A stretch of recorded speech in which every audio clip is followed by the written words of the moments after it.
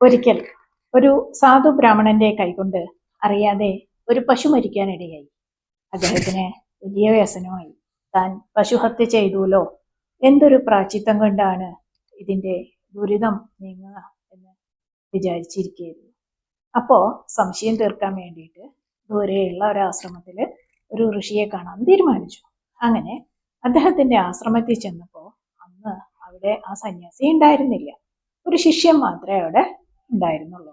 അങ്ങനെ നിരാശനായിട്ട് തിരിച്ചു പോകാൻ തുടങ്ങുമായിരുന്നു. അപ്പോൾ ആ ഒരു ഋഷിബാലൻ ആ ബ്രാഹ്മണനോട്, ശിഷ്യന്മാരുണ്ടാവുമല്ലോ, ഒരു ശിഷ്യൻ ചോദിച്ചു എന്താ കാര്യം എന്ന് ചോദിച്ചു. അപ്പോൾ ബ്രാഹ്മണൻ കാര്യം പറഞ്ഞു.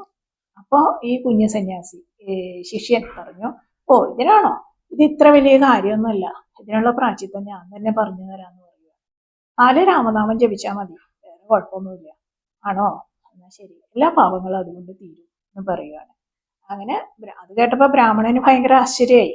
ഇത്രത്തോളം മഹത്വം ഈ ബ്രാഹ്മനാമത്തിനുണ്ടോ, എനിക്ക് ഇതുവരെ അറിയാൻ കഴിഞ്ഞില്ലല്ലോ എന്നോർത്ത് അദ്ദേഹം ഇങ്ങനെ പോവുകയാണ്. എന്നാലും സാരമില്ല, ഇപ്പോഴെങ്കിലും ഇത് അറിയാൻ കഴിഞ്ഞല്ലോ, ഇനി രാമനാമം ജപിക്കാം എന്നൊക്കെ വിചാരിച്ച് സന്തോഷത്തോടു കൂടി അദ്ദേഹം അവിടെ നിന്ന് യാത്രയായി. അവിടെ വെച്ച് തന്നെ കുറെ രാമനാമം ജപിക്കുകയും ചെയ്തു. അങ്ങനെ തിരിച്ച് വീട്ടിലേക്ക് പോയി. പിറ്റേ ദിവസമാണ് ആശ്രമത്തിലെ ഗുരു തിരിച്ചു വരുന്നത്. അദ്ദേഹം വന്ന ഉടനെ തന്നെ വല്ല ഭക്തന്മാരും തന്നെ കാണാൻ വന്നിരുന്നു. എന്തൊക്കെയുണ്ട് വിശേഷങ്ങൾ, എന്തൊക്കെ അവിടെ ഉണ്ടായി എന്നൊക്കെ അന്വേഷിച്ചു. അപ്പൊ ഈ ശിഷ്യൻ, ഉപദേശം കൊടുത്ത ശിഷ്യനുണ്ടല്ലോ, അദ്ദേഹം തലേദിവസം ഒരു ബ്രാഹ്മണൻ വന്നതും ഉപദേശം കൊടുത്തതൊക്കെ വിസ്തരിച്ചു പറഞ്ഞു. അത് കേട്ടപ്പോ ഗുരുവിന് ഭയങ്കര ദേഷ്യം വന്നു. ഒരു ശിഷ്യനെ ശപിച്ചു. കാരണം എന്താന്ന് വെച്ചാല്, നിനക്ക് വിശ്വാസം ഉണ്ടായിരുന്നെങ്കിൽ ഒരു രാമനാമം കൊണ്ട് തന്നെ എന്തെന്ത് മഹാപാതകമാണ് നശിക്കാത്തത്. അങ്ങനെ ഇരിക്കാൻ നീ എന്തിനാണ് 4 രാമനാമം ജപിക്കണം എന്ന് പറഞ്ഞത് എന്ന് ചോദിച്ചിട്ട് ശിക്ഷിക്കുകയാണ്.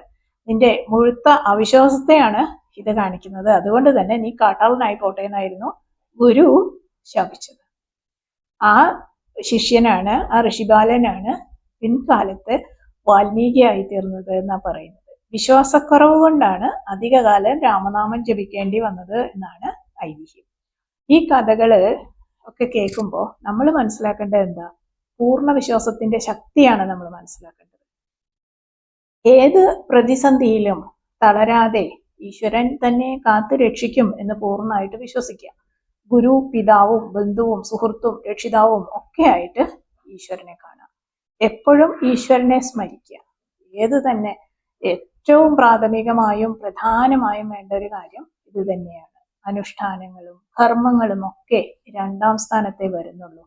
നാം എപ്പോഴും പ്രാർത്ഥന നടത്തുന്നത് പല ആഗ്രഹങ്ങളും സാധിക്കാൻ വേണ്ടിയിട്ടാണ് അല്ലെ.